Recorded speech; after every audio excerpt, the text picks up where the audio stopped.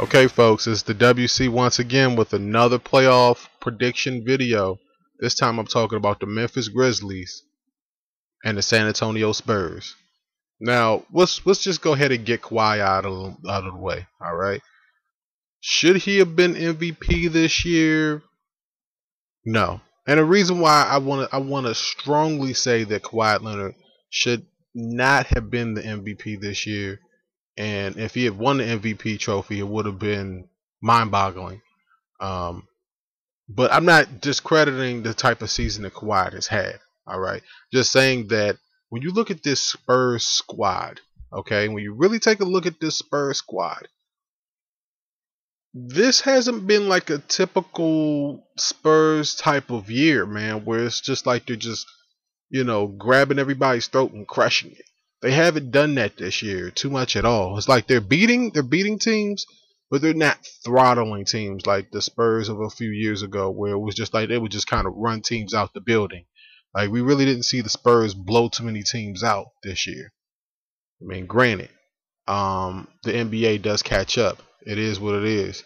But from that standpoint, it's like when you look at this matchup against the Memphis Grizzlies, and you look at Conley, you look at Randolph, who comes off the bench, you look at Gasol, a healthy Gasol because he was injured. Conley has been injured. Zach Randolph has been injured. And to my knowledge, I think that Vince Carter is in the starting lineup for the Memphis Grizzlies, which I'm not going to sit up here and say that Vince is old, but he is the oldest player in the league to my knowledge, right? If I'm incorrect, y'all can go ahead and correct me down low. I'm a big fan of VC. You know what I'm saying? Big VC fan. I went to the All-Star game a couple years ago, and VC put his arm through the freaking rim. I was there for that. So I'm always a VC fan. But just looking at this matchup and how they match up with the Spurs, they kind of don't. I mean, let's just go ahead and get into the key matchup in this series. There's a lot of different ways I could go, but I'm going to stick to the true matchup of this series, and I think that people will catch this quickly. Tony Parker versus Mike Conley is the matchup that I want people to really focus on in this series. All right, and yeah, of course, Kawhi is going to do what he does. LaMarcus Aldridge is going to do what he does.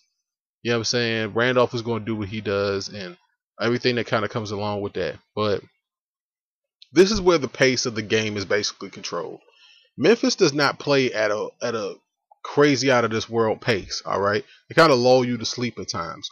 And the Spurs have played a little bit faster. They play a little bit slower. They can do both. That's the reason why they're the second seed in the Western Conference, because they can run with a team like the Warriors and they can stop a team like the Warriors. The clear-cut advantage in this series, all right, between the two teams is the bench play. All right, when you look at Memphis's bench, and you kind of scour the bench, and you look at their bench, and like I just mentioned, VC, Tony Allen, but they're both starters at this point, right? So it's like, they've got a bunch of unproven guys on their bench. You know what I'm saying? I know if they went out and they signed Parsons. Parsons has been hurt the entire season. I don't know if he's going to make any type of difference in this series. Maybe they've been saving him up, like the Spurs have been saving up Parker. But the reason why the Spurs are such of a tough out in the playoffs is because when you look at their bench, you look at Patty Mills, look at Paul Gasol, you look at Kyle Anderson, even Simmons.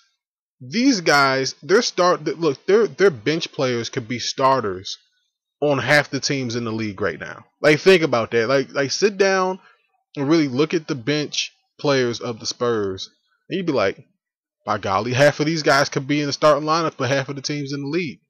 You know, I want to give Memphis the fair shot in this series because they're tough, they're gritty. Conley is a guy that can alone win a game or two for the Memphis Grizzlies. If they're getting Gasol back, and Gasol is the force that he was, maybe a season and a half ago, watch out.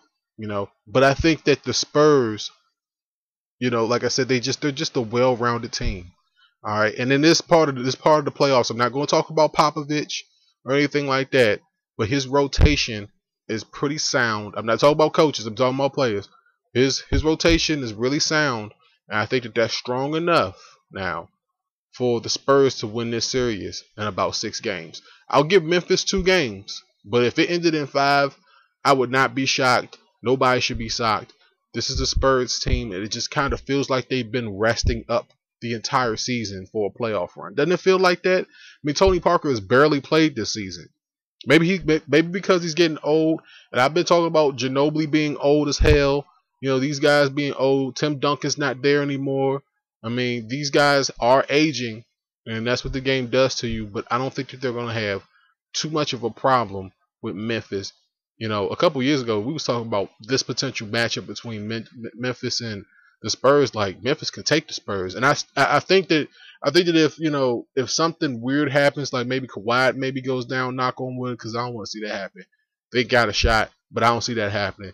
It's the WC, man. Music's going to cut me off. What do you guys feel about Kawhi Leonard's season this year? Do you think that he should have been an MVP? Let me know down in the comments. WC, the music is cutting me off, so I gotta go. Until next time, peace out.